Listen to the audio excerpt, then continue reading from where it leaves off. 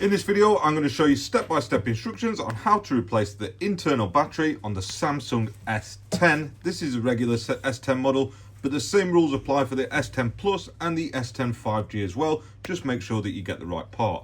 I've already had this on the heat mat for the last 5 or so minutes, so it's nice and warm. I've got it set to 80 degrees C. If you don't own a heat mat, you can use a hairdryer or a heat gun as well. And if you want a link to this heat mat, I will recommend you go to AliExpress. I don't think that I'll put it in the description below, despite a phone call from a customer today who was just berating us because we'd not put the link in the description. So sorry about that. I'm not putting any links in the description anymore. This phone's really warm now, so it's going to be super easy to remove this back cover.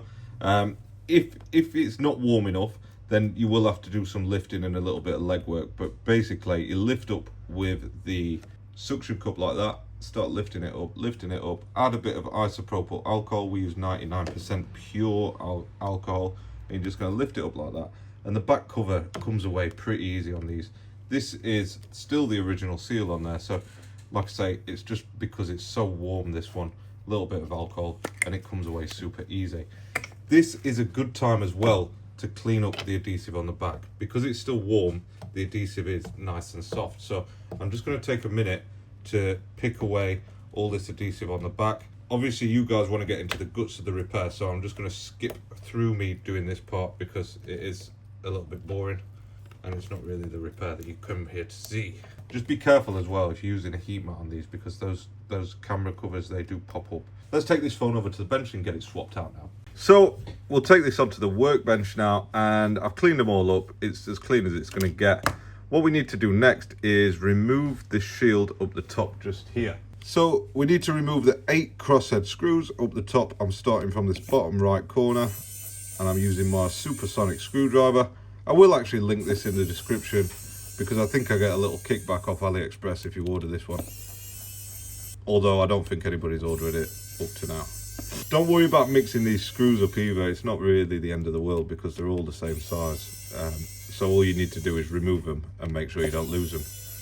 Once they're all removed, you'll notice that none of these screws are very good at being magnetized, or at least not very good at popping out of the little plastic cover. So use some curved tweezers like these to pop them out and get them out of the way.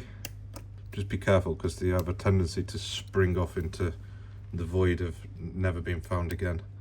So if they do that, you better make sure you've got some spare screws kicking about. So now that you've removed all the screws, we need to remove this bit of wireless charging coil. It's just stuck down here, look.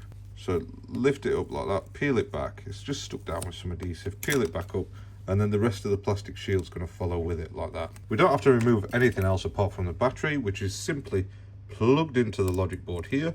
Go ahead and disconnect it. You need to warm up this area because it's held down by adhesive. You can also add a little squirt of isopropyl alcohol, but don't go mad with this because I saw something the other day where somebody damaged the OLED panel by putting too much alcohol on it. Don't know how true that is because I've never seen it before myself, but just don't go mad with the alcohol. So after you've let this soak in alcohol for a good 5 or so minutes, then we'll try again with the prying tool, and we should this time be able to pop this out. But this one's been particularly stubborn today. Oh, I broke my prying tool. I keep doing this regularly. Oh. I think I was prying in the wrong bit there because look how loose this battery actually is. Jesus Christ, I don't know what happened there.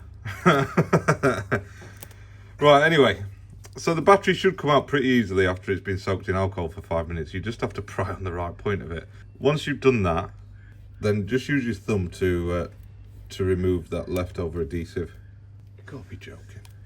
So now that the old battery is removed, make sure that you dispose of this using your local battery recycling guidelines. Obviously that's not chucking it in a river. Now this is a new genuine Samsung S10 service pack battery. It comes with the adhesive and a little plastic film on the top already installed. I think that like thick plastic film is A, to stop damages, but also to run the roller on it, because I think that when Samsung install these, they run a little roller over them. We don't do that. We stick it in where it belongs, secure it down, and just apply some pressure around the edges. I don't have a fancy roller, and I'm pretty sure that you guys don't at home.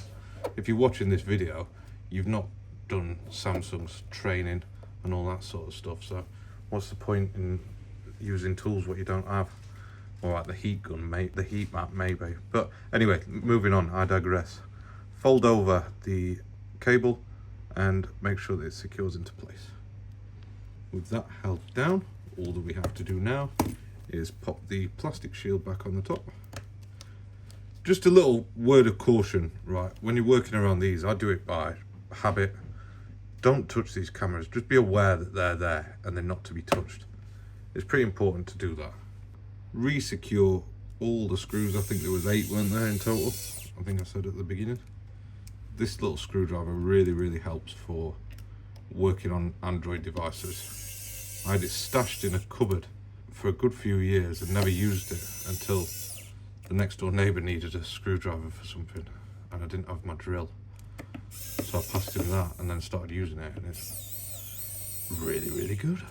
I know what you're thinking. Great story. Have I got time to tell it again? Well, the answer's no.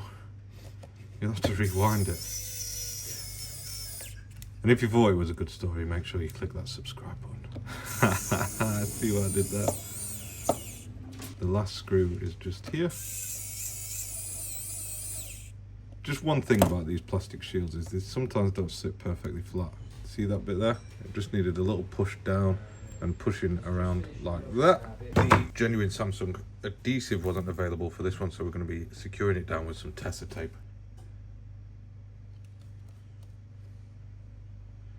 Apply the tape on all the edges, just like that, and then cut it into the corners, and you will get the same seal, same quality of seal as the original, without it being the original.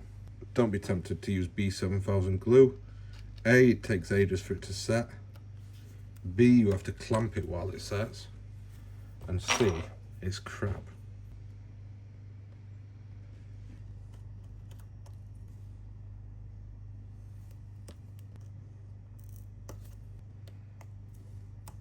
With that adhesive applied around all 4 edges, we're just going to peel the little backing sheet off. Obviously, at the beginning of the video, I cleaned up the chassis and the back cover because it was still warm. I would recommend doing that yourself, but I understand in the excitement you may have skipped that step because I skipped it in the video.